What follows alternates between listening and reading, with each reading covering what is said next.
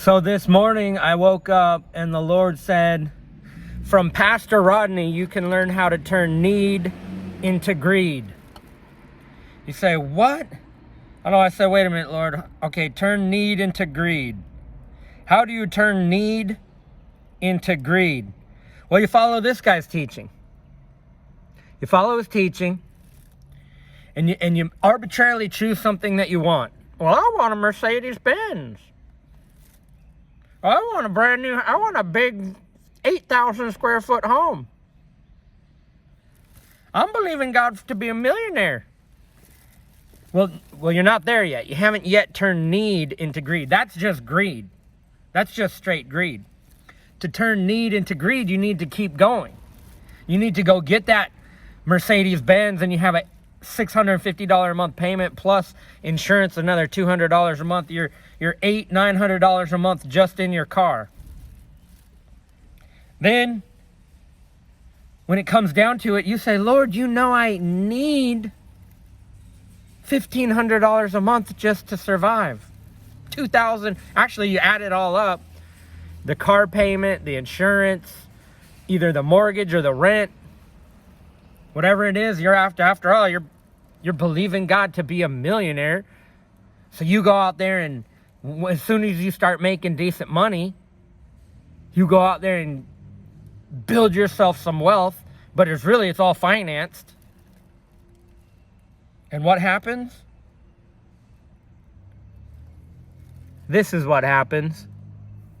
You turn need into greed. In other words, now you need $3,000 a month just to survive, or $10,000 a month, depending on where you're at. Pastor Rodney, he probably needs $1 million a month, so he has to sell or meat pies and watches, and then from the pulpit he's going to give little plugs and little advertisings for his products. Meanwhile, when you really talk to Apostle Paul what your needs are, he said, if we have food and clothing, we're content. How'd you like it if Pastor Rodney got up there, instead of teaching everybody to try to be a millionaire, he taught contentment with food and clothing, and that's it? Well, they're unsaved Christians. They're Christians who are going to hell because of the love of money. And this is their leader. And when God shows you this guy's face, and you still follow him, and you still trust his teaching, that's on you when you end up fulfilling Matthew chapter 7:21. That's on you when you end up fulfilling Matthew chapter 25.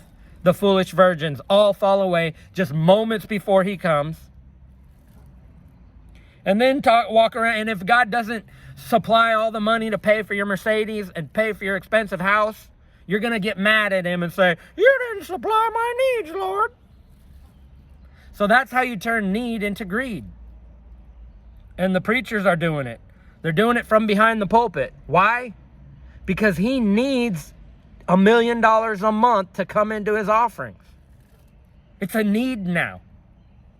When the reality is, if you pull the carpet from under this guy and leave him with nothing but a backpack and a pair of shoes and some clothing, then his needs are air to breathe, clean water, a little bit of food. That's it. That's what your real needs are. So they turn need into greed. And that's what the Lord told me.